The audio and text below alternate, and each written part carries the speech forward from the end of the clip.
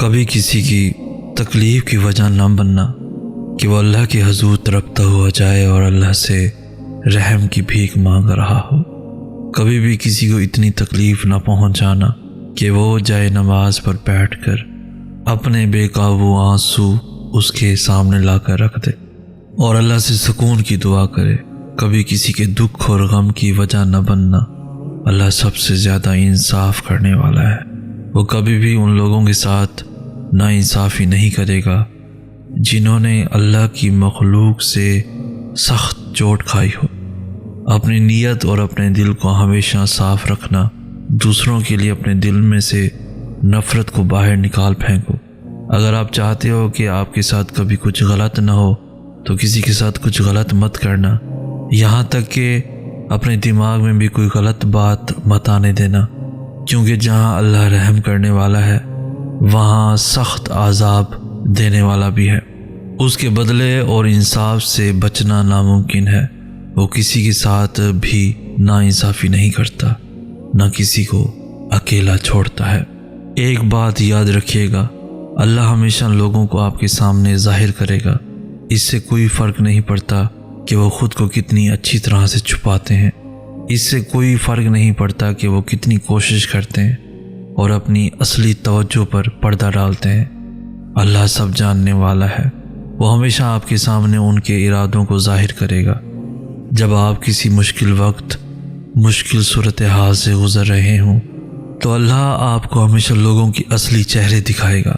یقین کریں، اللہ آپ کی آنکھوں کے سامنے جو کچھ ظاہر کرے گا اس پر آپ حیران رہ جائیں گے۔ وہ لوگ جن کے بارے میں آپ کو لگتا ہے کہ وہ زندگی کے ہر مشکل وقت میں بھی آپ کا ساتھ نہیں چھوڑیں گے، وہ آپ کو اپنی زندگی سے ایسے باہر نکال دیں گے جیسے آپ کبھی تھے ہی نہیں۔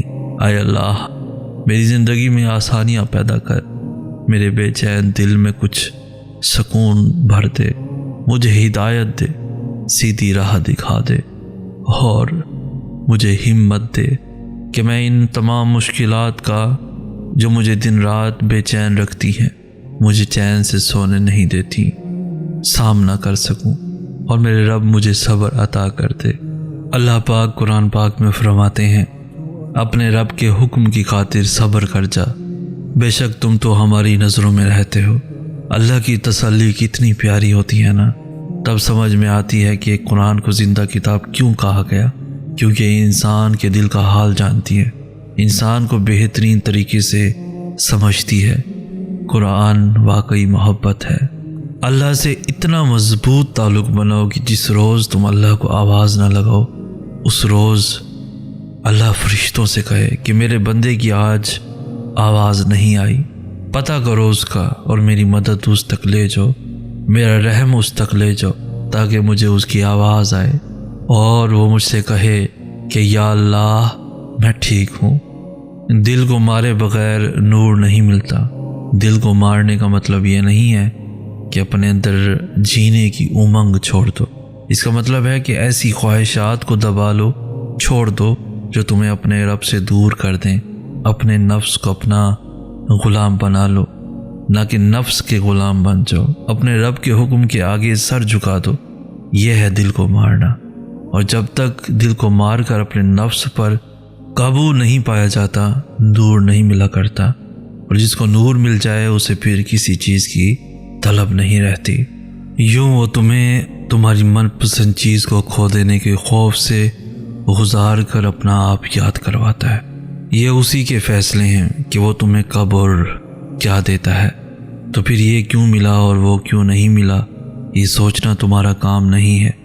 تمہارا کام بس دعا کرنا ہے اور یقین رکھنا ہے، کیونکہ تم خود اپنے لیے اچھے یا برے کا انتخاب نہیں کر سکتے۔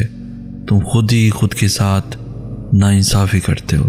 اللہ تمہارے ساتھ کبھی ناانصافی نہیں کرتا۔ تم انسان ہو، تم ہر چیز کو نظر انداز کر سکتے ہو اور تم بھول بھی جاتے ہوگے، لیکن وہ تمہارا اللہ ہے جس نے تمہیں بنایا ہے۔ جو بھی تم کچھ کرتے ہو وہ اللہ کچھ بھی نظر انداز نہیں کرتا، اور وہ اللہ کچھ بھی بھولنے والا بالکل نہیں ہے۔ اللہ تعالیٰ ہم سے یہ نہیں پوچھیں گے کہ تمہارا CGPA کتنا تھا، اللہ تعالیٰ یہ نہیں پوچھیں گے کہ فلاں کی شادی پہ تم نے کتنے کپڑے بنوائے، اللہ تعالیٰ نہیں پوچھیں گے کہ کتنے گھنٹے تم نے انسٹاگرام پہ اسکرولنگ کرتے ہوئے گزارے، اللہ تعالیٰ یہ نہیں پوچھیں گے کہ دنیا میں کیا کیا حاصل کیا۔ اللہ تعالیٰ تو یہ پوچھیں گے کہ جب آذان ہوئی تھی تو تم نے نماز پڑھی تھی، اپنا دل صاف رکھا تھا، دل میں لوگوں کے لیے میل تو نہیں رکھی تھی۔ جب میں اپنے بندوں کو معاف کر دیتا ہوں تو تم بندے ایک دوسرے کو معاف کیوں نہیں کرتے؟ اللہ تعالیٰ پوچھیں گے کہ مجھے حاصل کرنے کے لیے کیا محنت کی تھی۔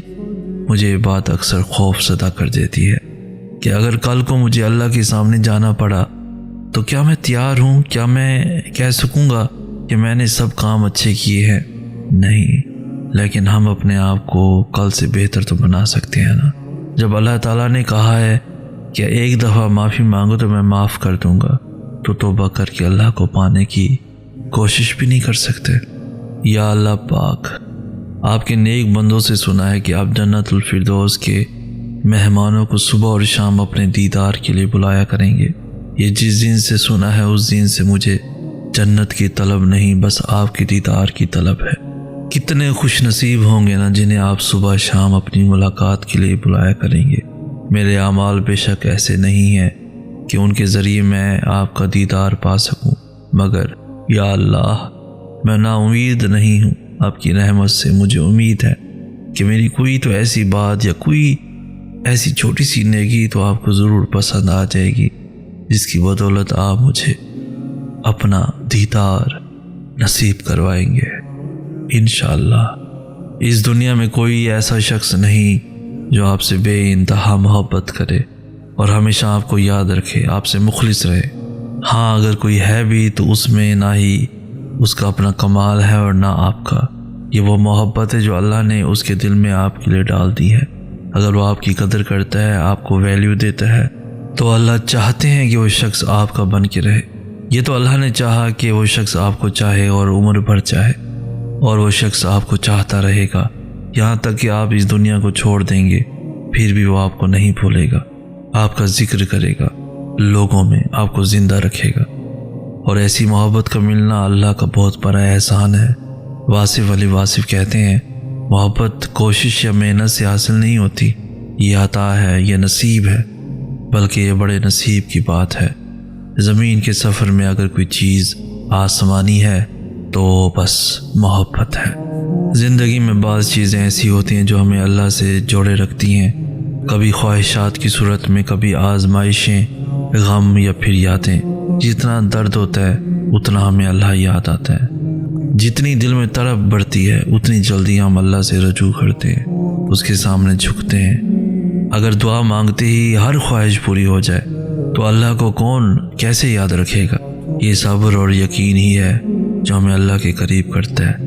اللہ کے قریب رہے، سب خواہشیں پوری ہو جائیں گی، کوئی کہانی ادھوری نہیں رہے گی انشاءاللہ۔